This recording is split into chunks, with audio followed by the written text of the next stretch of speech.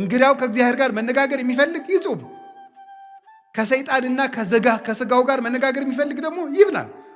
ምርጫው እናንተ ነው። ሆድህን ከቀነስክ ትመራለህ ማለት ነው።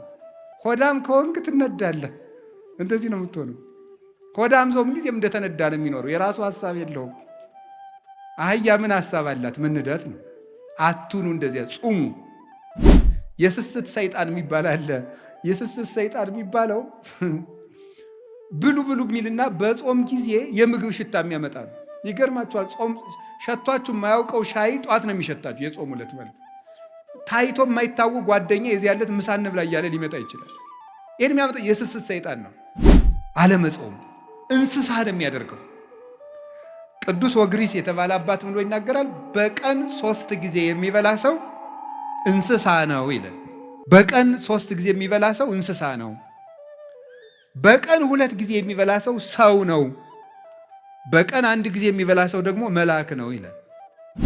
አሁን የምንዘነጋ መጽሐፍ እየተመለከትን እንቅልፋችን የሚመጣ ማስተዋል የማንችል የተሰበክነው ስብከት እዚሁ እንደ ቆሎ ረግፎ የሚቀር ቤታችን አንጠልጥለነው እንዳንል የሚያደርግ ምንድን ነው? ስለማንጾም ነው። ስንፍና፣ እንቅልፋምነት የምን ውጤት ነው? ያለ መጾም ውጤት። እንግዲህ መጾም ሰውን እግዚአብሔርን ያስመስላል። መጾም ሰውን ሰው ያደርገዋል። መጾም ሰውን መልአክ ያደርገዋል። መጾም ሰውን የመላእክት ጓደኛ ያደርገዋል፣ ባልንጀራ ያደርገዋል፣ ያዛምደዋል። መላእክት ደስ እያላቸው ይመጣሉ ወደሚጾም ሰው።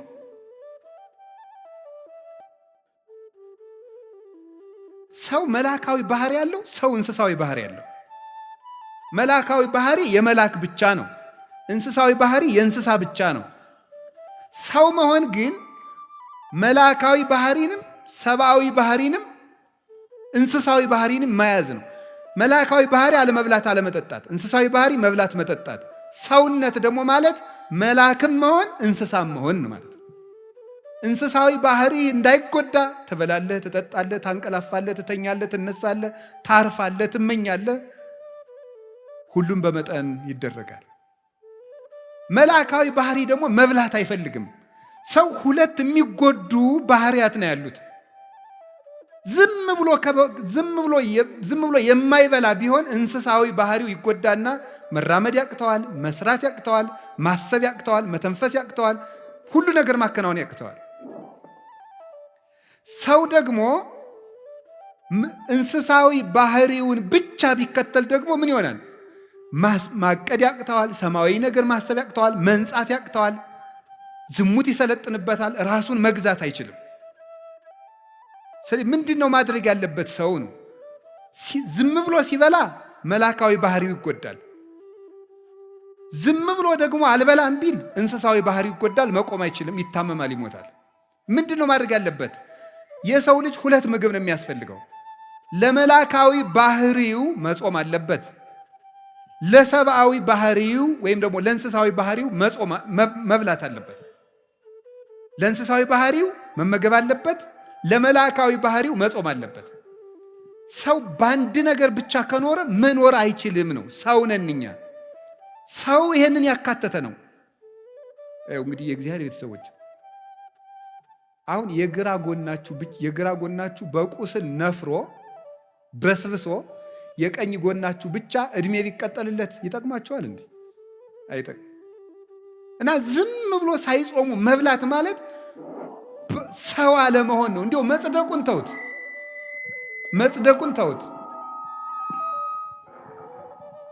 መጽደቁን መንግሥተ ሰማያት መግባቱ ጽድቅና ኩነኔ ገሃነምና መንግሥተ ሰማያትን ተውት። አለመጾም ከሰውነት ነው የሚያወጣው። ከሰውነት ያወጣል። አለመጾም እንስሳ ነው የሚያደርገው። ቅዱስ ወግሪስ የተባለ አባት ብሎ ይናገራል። በቀን 3 ጊዜ የሚበላ ሰው እንስሳ ነው ይላል። በቀን 3 ጊዜ የሚበላ ሰው እንስሳ ነው። በቀን 2 ጊዜ የሚበላ ሰው ሰው ነው። በቀን 1 ጊዜ የሚበላ ሰው ደግሞ መልአክ ነው ይላል። ይኸው እግዚአብሔር ቤተሰቦች አሁን ሰው መብልን እየቀነሰ ሲሄድ መልአካዊ ባህሪውን የሚሰለጥነው የሚያቅደው ነገር የሚያምር ሰው የማይጎዳ ሀገር የሚጠቅም ራሱን የሚያሳድግ አይምሮ ሁሉ ደብዛዛ አይደለም፣ ስል ነው፣ የተሳለ ነው። አሁን እኮ ይገርማል። ሰው ማሰብ ስላቆመ ክሪቲካል ቲንኪንግ ስልጠና ይባላል። ምኑን ያስበዋል? ሰው 24 ሰዓት እየበላ ሰጥሟል እኮ። እንዴት አድርጎ ያስብ? አሁን እኮ ማሰብ አቁመን እኮ ነው ራሱ እየተበላለን ያለው። እንድናስብ ራሱ መጾም አለብን። አይምሯችን እየበላ ማሰብ አይችልም ነው የምላችሁ። እኔ እውነቴን ነው። ሐኪምም ካለ እዚህ መጥቶ መከራከር ይችላል። ሰው ዝም ብሎ እየበላ ቁጭ የሚል ከሆነ ማሰብ አይችልም። ደሙ ያለ መጠን ይመላል። የደም ዝውውር የሞቀ ነው። እንደዚያ ባለ ቁጥር ደግሞ ዝሙት ይሰለጥንበታል። የሚያስበው ምኞቱን ብቻ ነው።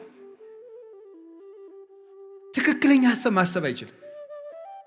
እንዲገርም በደፈረሰ ውሃ ፊትን ማየት ይቻላል እንዴ? አይቻልም እኮ። ውሃው እኮ ሲጠራ ነው። እኛ እኮ አሁን ደፍርሰናል። መብላት መብላት መብላት መብላት። ደፍራሳ ጭንቅላት ነው ያለ እና የምናስበው ነገር ሁሉ ደፍራሳ ነው። የጠራ ዕቅድ የጠራ ህይወት መኖር ግን ፈልጋችሁ እንዲያው ክርስቲያን ባትሆኑ እንኳን ጾም ሰውነት ነው እንምላችሁ። ወደ ጽድቁ እንመጣበታለን። ጾም ሰውነት ነው። ወደ ጽድቁ ቅድም ነግሬያቸዋለሁ። እግዚአብሔርን የሚያስመስል ነው። ጾም ሰውነት ነው። ሰው መሆን ከፈልጋችሁ ጾሙ። አውሬ መሆን ከፈለግ ብላ 24 ሰዓት። እንስሳ መሆን ከፈልግ እንዴ እባብ እንኳን እኮ ይጾማል። እባብ 40 ቀን ይጾማል። ስለዚህ እግዚአብሔር ሰዎች ጾም ምንድን ነው ከተባሉ የሰው ክብር ሰውነት ነው። ሰውን ሙሉ የሚያደርገው ሲጾም ነው። የማይጾም ሰው ሙሉ አይደለም፣ ጎደሎ ነው። ጾም ቅድም ነገርኳችሁ፣ 3 ነገር ነገርኳችሁ። እግዚአብሔርን ያስመስላል፣ መላእክትን ያስመስላል። አይበሉም አይጠጡም መላእክት። ሀዩ ከመ መላእክት ይባላል።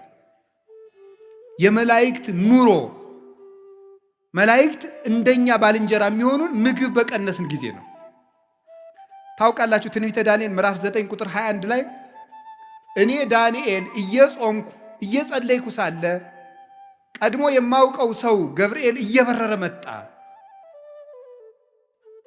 ወገሰሰኒ በጊዜ መስዋዕት ዘሰርክ፣ በሰርክ መስዋዕት ጊዜም ዳሰሰኝ። ወመጻይኩ ከመአለቡከ ጥበበ እስመ ብእሴ ፍቶት አንተ ምስጢር ሊነግሩ የምትገባ ሰው ስለሆንክ ምስጢር ልነግርህ መጥቻለሁ አለኝ። ቅዱስ ገብርኤል ወደ ዳንኤል ሲመጣ እየበረረ መጣ ነው የሚለው መጽሐፍ ቅዱስ። እየበረረ መጣ የሚለው እንደው ዝም ብሎ መጣ ለምን አይለውም? መላእክት የሚጾም ሰው ህይወት ያጓጓቸዋል። ባልንጀራው ነው። ከብት የሚሄደው ወደ ከብት ነው። በግ የሚሄደው ወደ በግ ነው። ፍየል የሚሄደው ወደ ፍየል ነው። አሞራ የሚሄደው ወደ አሞራ ነው። መልአክ የሚሄደው ወደ መልአክ ነው። ወደሚጾመው ሰው መጣ እየበረረ። መላእክት ወደሚጾም ንጽህና ወዳለው ሰው ለመምጣት ይጓጓሉ። ቅዱስ ገብርኤል ወደ ነቢዩ ዳንኤል ሲመጣ እየጓጓ ለምን? ጾመኛ ነው። ጥሬ እንብላ የሚል ጥሬ እየቆጠ የባቢሎን ምግብ ይቅርብኝ እንደዚህ ወዳለ ሰው መላእክት ደስ እያላቸው ነው የሚመጡት። አቡነ ገብረ መንፈስ ቅዱስ 562 ዓመት አልበሉም አይደለም? መላእክት እኮ ክንፋቸውን ለማልበስ ነበር የሚሻሙባቸው፣ ለመጋረድ እድል ለማግኘት ነበር የሚጓጉት። እና ምግብ ይሄ ያልታጠበ ዕቃ ተሐዋስያን እንደሚሰበስበው ምግብ በተጠራቀመበት ሰውነት የሚሰበሰቡት አጋንንት ክፉ ሐሳቦች ናቸው የሚሰበሰቡት። በሚጾም ሰው ዙሪያ ደግሞ የሚሰበሰቡት መላእክት ናቸው። ጌታችን መድኃኒታችን ኢየሱስ ክርስቶስ የማቴዎስ ወንጌል ምዕራፍ 4 ላይ እንደነገረን ወምዛ ሀደጎ ዲያብሎስ ወመፁ መላእክትን ዘያኩትጎ፣ ዲያብሎስ ፈተነውና አለ ምግብ አቅርቦ ጌታን ፈተነው። አልበላም ብሎ አሳፈረው። ዝርዝሩን መናገር ስላልፈለግኩ ነው። ፈትኖ አሳፈረው። እሱን ካባረረው በኋላ ምን ማለት መላእክት መጡ እያመሰገኑት ይላል። እዚህ ውስጥ ሊተላለፍ የተፈለገው ምንድን ይመስላችኋል? አንደኛው ሊቃውንቱ እንደሚተረጉሙት ጌታን ሰይጣን ራሱ አላሸነፈኝም መላእክት ተራርተውት ነው እንዳይል ነው ይላሉ። መንፈሳዊ ደግሞ ከኛ ጋር የሚሄድልን ምንድን መሰላችሁ? ዲያብሎስ ጌታን በትኩስ ዳቦ ከፈተነው በኋላ ጌታ ድል ከነሳው በኋላ መላእክት መጡ አለ። ምን ማለት ነው? የስስትን ሰይጣን ብሉ ብሉ ብሉ ብሉ እያለ የሚፈትነውን ጾም ለማስፈረስ የምግብ ሽታ እያመጣ ምግብ የሚጋብዙ ሰዎችን እያመጣ የሚፈትነውን ሰይጣን ወደ አሸነፈ ሰው መላእክት ይመጣሉ ማለት መላእክት ይመጣሉ። ጌታ ያንን ዳቦ ድንጋዩን ዳቦ አድርገህ ብላ ብሎት እሱን ሰው በእንጀራ ብቻ አይኖርም ብሎ ካሳፈረው በኋላ ነው መላእክት የመጡት። ስስትን ካሸነፋችሁ መላእክት ወደ እናንተ ይመጣሉ ለማለት ነው። የስስት ሰይጣን የሚባል አለ። የስስት ሰይጣን የሚባለው ብሉ ብሉ የሚልና በጾም ጊዜ የምግብ ሽታ የሚያመጣ ነው። ይገርማችኋል። ጾም ሸቷችሁ የማያውቀው ሻይ ጧት ነው የሚሸታችሁ። የጾም ዕለት ማለት ታይቶ የማይታወቅ ጓደኛ የዚህ ያለት ምሳ እንብላ እያለ ሊመጣ ይችላል። ይህን የሚያመጣው የስስት ሰይጣን ነው። በሰዓቱ ቢቀርብልን የማንበለውን ያደረ ወጥ ማልዳ እንድንበላው ያደርጋል። እንዲህ የሚያደርግ ማን ነው? የስስት ሰይጣን ነው። ለዚህ ነው መጽሐፈ መነኮሳት ምግብ አትርፈ ከበዓትህ እንዳታሳድር የሚለው። የስስት ሰይጣን ማለዳ ብላው ብላው ሊያሰኝ ይችላል። ማስጎምጀት ነው። በቃ ማጓጓት፣ ታንቄ ልሙት የሚያስብል ብሉ ብሉ ብሉ። እንደው ምግቡን ጨርሶ ሲጨርስ ንጉሠ ነገሥትነት የሚሾም የሚያስመስል የሚያጓጓ ሰይጣን አለ። ያንን ካሸንፋችሁ የመላእክት ዘመዶች ትሆናላችሁ። ከዚያሳ ዳንኤል ጾመ፣ ቅዱስ ገብርኤል መጣ። ምን አለ? ዳሰሰኝ ከንፈሬን አለ። ምን አድርገ? ጥበብ ገለጸልኝ። የ490 ዓመት ማህተም ተረጎመለት፣ ትንቢት ተረጎመለት፣ ምስጢር ነገረው፣ ልብ ሰጠው። አሁን ልብ ያጣነው ጾም ትተን ዳንኤል ጾመና ነቢዩ ምንድን ያለው? ቅዱስ ገብርኤል ለዳንኤል ምንድን ያለው? መጻይኩ ከማለቡከ ወዜኑ ከጥበበ፣ ጥበብ ልነግርህ፣ ልብ ልሰጥህ፣ ማስተዋል ልነግርህ መጥቻለሁ። አሁን የምንዘነጋ መጽሐፍ እየተመለከትን እንቅልፋችን የሚመጣ ማስተዋል የማንችል የተሰበክነው ስብከት እዚሁ እንደ ቆሎ ረግፎ የሚቀር እቤታችን አንጠልጥለነው እንዳንል የሚያደርግ ምንድን ነው? ስለማንጾም ነው። ስንፍና፣ እንቅልፋምነት የምን ውጤት ነው? ያለ መጾም ውጤት። እንግዲህ መጾም ሰውን እግዚአብሔርን ያስመስላል። መጾም ሰውን ሰው ያደርገዋል። መጾም ሰውን መልአክ ያደርገዋል። መጾም ሰውን የመላእክት ጓደኛ ያደርገዋል፣ ባልንጀራ ያደርገዋል፣ ያዛምደዋል። መላእክት ደስ እያላቸው ይመጣሉ ወደሚጾም ሰው። ጌታ ምንድን ነው ያለው? ክፉ ሰይጣን ያለ ጾም አይወጣም አይደል ያለው? ስለ እግዚአብሔር ሰዎች መልአክ መሆን ከፈለጋችሁ፣ የመላእክት ዘመድ መሆን ከፈለጋችሁ፣ እግዚአብሔር መምሰል ከፈለጋችሁ ጾሙ። የነቢያት ጾም ደግሞ አባቶቻችን በረከት ተቀብለውበታል። አንደኛ ተመልከቱ፣ የነቢያት ጾም የሚጀምረው ከሙሴ ነው። ሙሴ 40 ቀን ጾሟል። 40 ቀን ሲጾም ምንድን ነው ያደረገው? ሲጾም 40 ቀን እየጾመ ከእግዚአብሔር ጋር ቃል በቃል ተነጋገረ ይላል። 570 ጊዜ ጾም ከእግዚአብሔር ጋር የመነጋገር ባለሟልነት የሚያሰጥ ነው። እግዚአብሔርን ማነጋገር ደግሞ ቀላል ነገር ይመስላችኋል እንዴ? አንድ ትልቅ ሰው እንኳን ሊያነጋግራችሁ ቀጠሮ ሲይዝላችሁ እንዴት ነው ደስ የሚላችሁ? እግዚአብሔርን ቃል በቃል እንደ ጓደኛ 570 ቃላትን እንዲነጋገር ያደረገው ምንድን ነው? ጾም።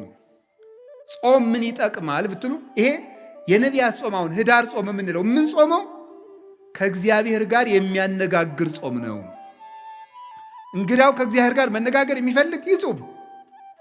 ከሰይጣንና ከስጋው ጋር መነጋገር የሚፈልግ ደግሞ ይብላል። ምርጫው እናንተ ነው። ሙሴ ይሄንን ጾም ጾሞ እግዚአብሔርን አነጋገረ። ከዚህ በላይ እድልስ አለ ወይ ነው? እግዚአብሔርን ከማነጋገር በላይ ምን እድል አለ? እግዚአብሔርን ለማነጋገር 100 ዓመትስ ብንራብ እግዚአብሔርን ማነጋገር እኮ የነፍስ ጥጋብ እኮ ነው። እግዚአብሔርን ማየት፣ እሱን መስማት። አጸም ዘይነብበኒ እግዚአብሔር አምላኬ እስመ ውእቱ ይነብብ ሰላም ለሕዝቡ። እግዚአብሔር ንግግሩ ሰላም ነው፣ ልብን የሚያረጋጋ። የእግዚአብሔር ንግግር የሞት ማሰሪያን የሚቆርጥ ነው። ተራራን የሚያንቀጠቅጥ፣ ባህሩን የሚከፍል፣ አናብስትን የሚለጉም፣ እሳትን ጸጥ የሚያደርግ፣ መቃብርን ሳይከፈት ሙት የሚቀሰቅስ ነው። ጌታችን ኢየሱስ ክርስቶስ አልዓዛርን የቀሰቀሰው በቃሉ ነው። እግዚአብሔርን መስማት ትልቅ ነገር ነው። እንግዲህ እግዚአብሔርን መስማት ከፈለጋችሁ ጾሙ እስከ 9 ሰዓት። ሰዓቱ ይቀነስልን። መብራት ኃይል ልትከፍሉ ስንት ሰዓት ነው ወረፋ የምትይዙት? ይቀነስ በሉና እስቲ ይቀንስላችኋል። አይ ወረፋው ረዝሟል ብላችሁ እስኪ ኑ። አይ ወረፋው በዛ አልከፍልም ብትሉ ምን ይሆናል? እኔ አላውቅም የሚሆነውን ከተማ ስለማልኖር ሳስበው ግን የሚሳካ አይመስለኝም። ወረፋው ረዝሟል እስቲ ይቀነስ። ወደ ነው ምን ይደረጋል? ኑሮ አይደል እያላችሁ ነው የምትሰለፉ። እና ይሄም ኑሮ ነው እንግዲያም ኑሮ ነው። እስከ 9 ሰዓት ሰልፍ በሉ እግዚአብሔርን ለማግኘት። እንዲያው ለምን ቀኑ ሙሉ አንራብ? አሁን ሸክም አይደለም፣ እግዚአብሔር ሸክም እያከበደብን። አሁን ብዙ ሰው የሚመስለው ከኢትዮጵያ ኦርቶዶክስ ተዋሕዶ ቤተክርስቲያን ውጭ የሆነ ሰው የሚያስበው ምንድን ነው? ኦርቶዶክስ ሸክም እየጫነ የለም፣ ሸክም እያቀለለችልን ነው። እግዚአብሔርን ምሰል ተው። መብላት እንስሳዊነት ነው። ስትጾም እግዚአብሔር ነው የምትመስለው። ከፍ የምታደርግ ቤተክርስቲያን እኮ ናት። እንስሳ ከመምሰል መልአክ ወደ መምሰል እግዚአብሔርን ወደ መምሰል ማሳደግ እኮ ነው። ሰውነትን ከፍ ማድረግ ነው። የሰውን ልጅን ባህሪ የሚያከብር ነገር እኮ ነው ይሄ። እዚህ የእግዚአብሔር ቤተሰቦች ከፍጥረት ሁሉ የከበረ ማን ነው? ሰው በሉ። ከሰውና ከጅብ በሆድ ማን ይበልጣል? ምን አለ? ጅብ በሉ። እሺ ችግር የለም በሉ። ማን ይበልጣል? ጅብ አይደል? ግን ትልቁ ፍጥረት ማን ነው? በሆድ የሚበልጥ ማን ነው? ይሄ እንግዲህ ስለዚህ አንፌር ነው ማለት ነው። እኛ ከበለጥን በሆድ መብለጥ ያለብን ማንን? እኛ ነበር መብለጥ የነበረብን። የከበርን ፍጥረታችሁ እናንተ ናችሁ ብሎ ከጅብ ያነስን ከበላን ተበድለናል ማለት ነው። መብታችን እንግዳ ምንድን ነው ካላችሁ የሰው ክብሩ ምግብ አይደለም ማለት ነው። ትልቁ ፍጥረት ትንሽ ይበላል፣ ያነሰው ፍጥረት ትልቅ ይበላል። ለምን? ትልቁ ፍጥረት ትንሽ የሚበላበት ምክንያት የሰው ክብሩ ምግብ ስላልሆነ ነው። አሳማ ብዙ ይበላል። አሳማን ግዛ ተብሎ የተፈጠረው የሰው ልጅ ግን ትንሽ ይበላል። አህያ ብዙ ይበላል። አህያን የሚነዳት የሰው ልጅ ግን ትንሽ ይበላል። አንድ አቅማዷ ፉርሽካ የበላችውን አህያ ግማሽ እንጀራ የበላ ሰውዬ ነው የሚነዳት። አየሁ ሆድ አያከብርም ጌታዬ። ሆድ ያስነዳል እንደ አህያ። ሙት ከልቤ እኮ ነው እንዴ፣ እውነቴን እኮ ነው። ሆድ እንደ አህያ ነው የሚያስነዳ። ሆዳም ከሆናችሁ ትነዳላችሁ። እውነቴን ነው። ገባችሁ?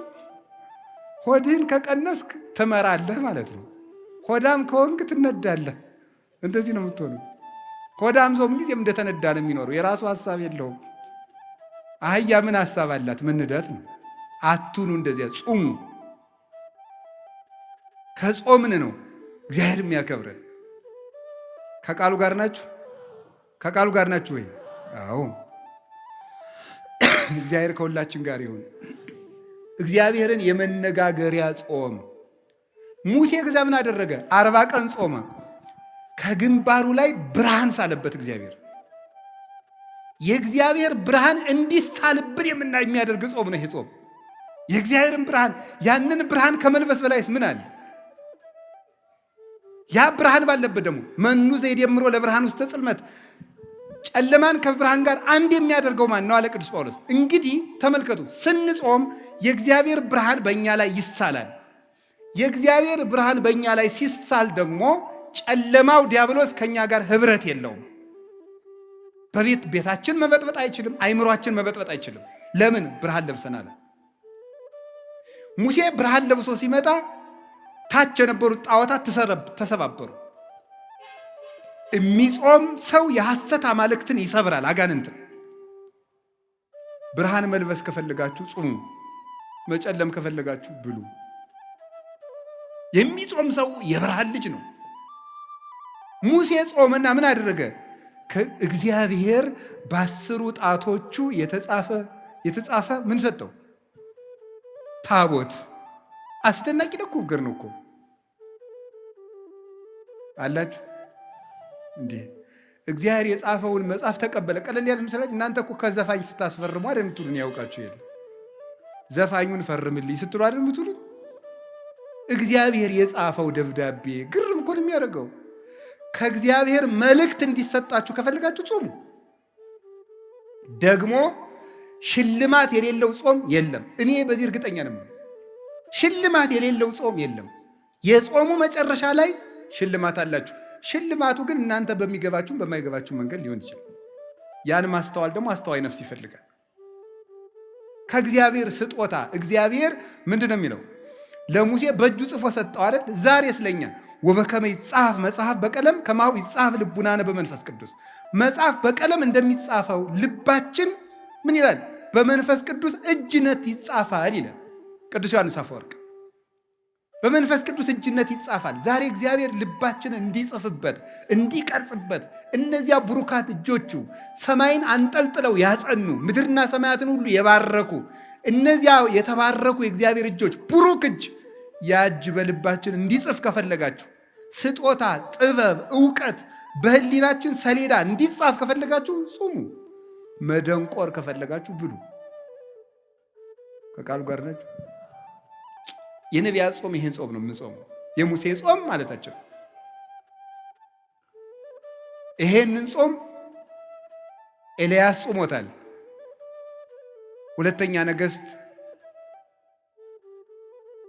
አንደኛ ነገሥት ምዕራፍ 19 ቁጥር 7 ላይ ታገኙታላችሁ።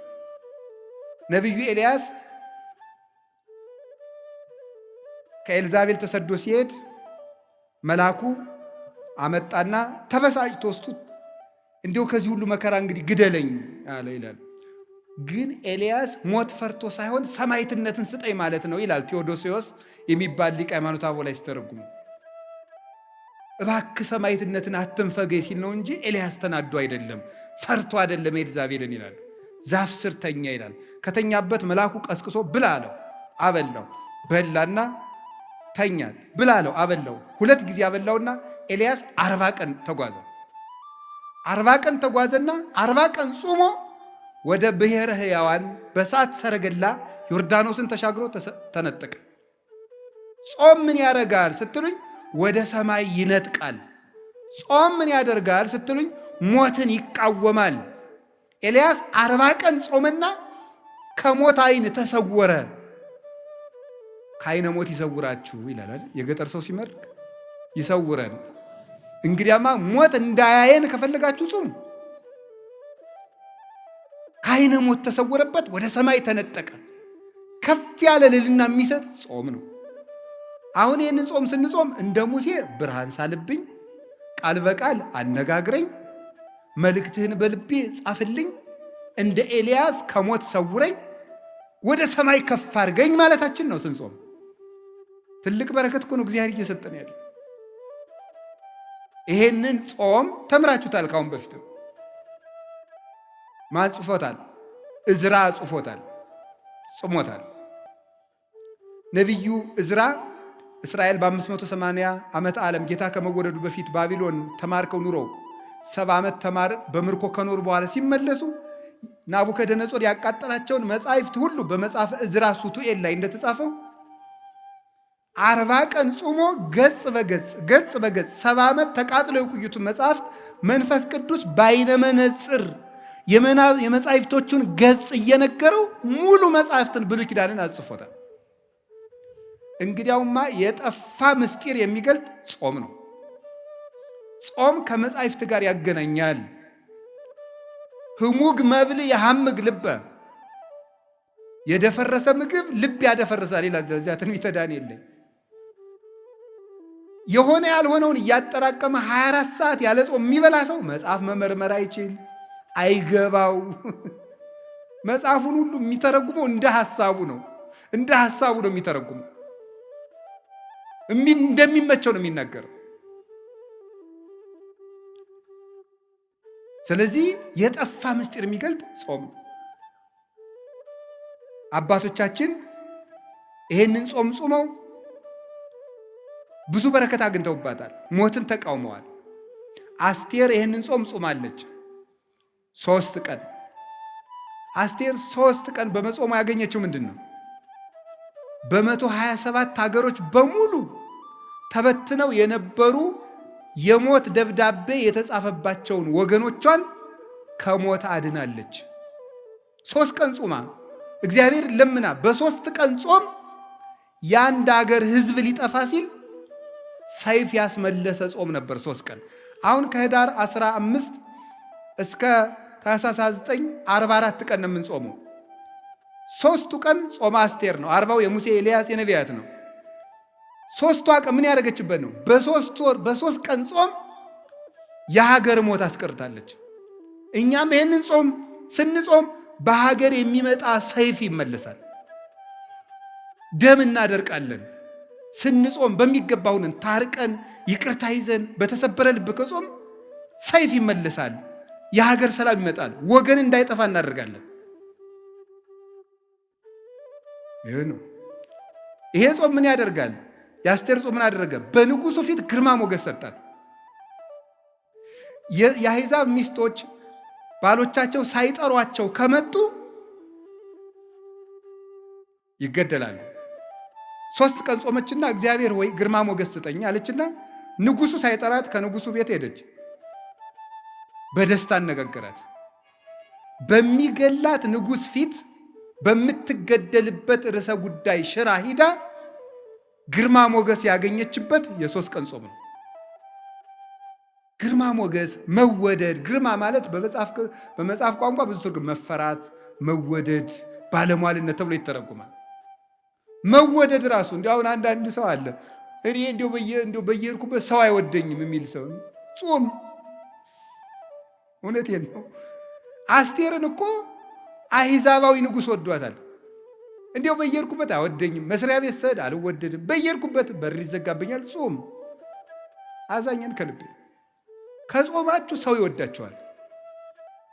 ከጾማችሁ መልአክ አለላችሁ። ያ መልአክ የንጉሱን ልብ ያራራዋል፣ ይንደዋል፣ እንደሞላው እንደ ኤርትራ ባህር ይከፍለዋል ልቡን። እናንተ በዚያ መሃል ሰንጥቃችሁ ትሻገራላችሁ። መወደድ ይሰጣል እግዚአብሔር። በጾም መወደድ ይገኛል። መወደድ፣ መታፈር፣ መከበር። ጭብጥ የማታክሉ ሰዎች ናችሁ፣ እንደ ሺህ ትፈራላችሁ ስትጾሙ ነው።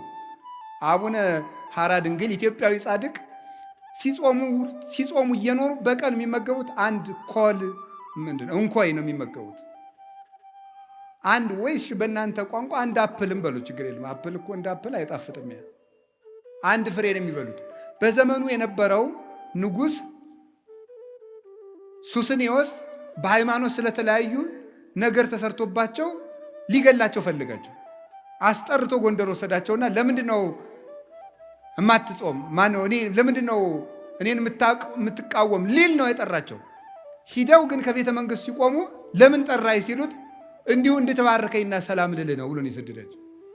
ለምንድነው እንደዚህ ያደረገ ሲባል ግርማ ሞገስ፣ የተራቡለት ክርስቶስ፣ የተጠሙለት ክርስቶስ፣ እናት አባት የተውለት ክርስቶስ፣ ብቻቸውን የተሰቃዩለት ክርስቶስ፣ ከፍቶታት እኮያት፣ ከአጣው ርኩሳት፣ ከስጋ ጋር፣ ከአጋንንት ጋር፣ ከአራዊት ጋር፣ ከብርድ ጋር፣ ከፀሐይ ጋር፣ ከብቸኝነት ጋር፣ ከስደት ጋር የታገሱለት ክርስቶስ ግርማ ሞገስ ሰጣቸው። እናንተ ተከሳችሁ በሄዳችሁ ጊዜ እናንተ የምትናገሩ አይምሰላችሁ፣ የሰማይ አባታችሁ መንፈስ በእናንተ ላይ ይናገራል ያለው ተፈጸመላቸው። ወመምህር ዘይትቃወም ለነ፣ የሚከራከርልን መምህራችን ክርስቶስ ነው የተባለ ልጅ ነው። አንደበት ይሆንልን። ዝግ የሆነው አንደበታችሁ በተከሰሳችሁበት እየሰረቃችሁ ተከሰሱ አላልኩም። በምትገደሉበት አፍ ስም ግርማ የሚሰጥ ስጾም ነው። የሚንበለበል ሰይፍ የሚመልስ ምንድን ነው? ጾም ነው። እንደዚህ ብቻ አይደለም። የሁል ጊዜ ስቃይ አውሬ የሆነው ሃማ የተገደለው በአስቴር ጾም ነው። ይገርማል። ጾም ማለት ያለ ሰይፍ የሚዋጉበት ረቂቅ የብርሃን ሰይፍ ነው። አስቴር ወገኖቿን የሚጨርሰውን ሃማን ለመጋደል ሰይፍ አልታጠቀችም፣ ጾመች። ስትጾም እሷ ሰይፍ ሳታነሳ የእሷን ወገኖች የሚገለው ሃማ ራሱ የእሷን አጎት ሊሰቅልበት ባዘጋጀው እንጨት ተሰቅሎ ሞተ።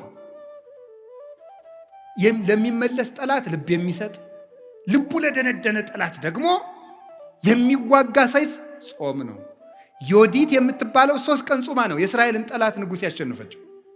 ጾም ጠላት ያሸንፋል። ይሄ ብቻ አይደለም፣ የተዋረደውን መርዶክዮስን ሹመት ሰጠው። ክብር ይሰጣል ጾም። ወድቆ የነበረውን ሃማ ስላልሰገደልኝ እገለዋለሁ ያለውን መርዶክዮስን በሃማ ወንበር ያስቀመጠ የአስቴር ጾም ነው። ጾም የተዋረዱትን ከፍ ያደርጋል፣ ትዕቢተኞችን ያዋርዳል። ጾም ወደ ክብር መውጫ መሰላል ነው። ይህንን ነው የምነግራችሁ። ወስብሐት ለእግዚአብሔር። ይቆየን።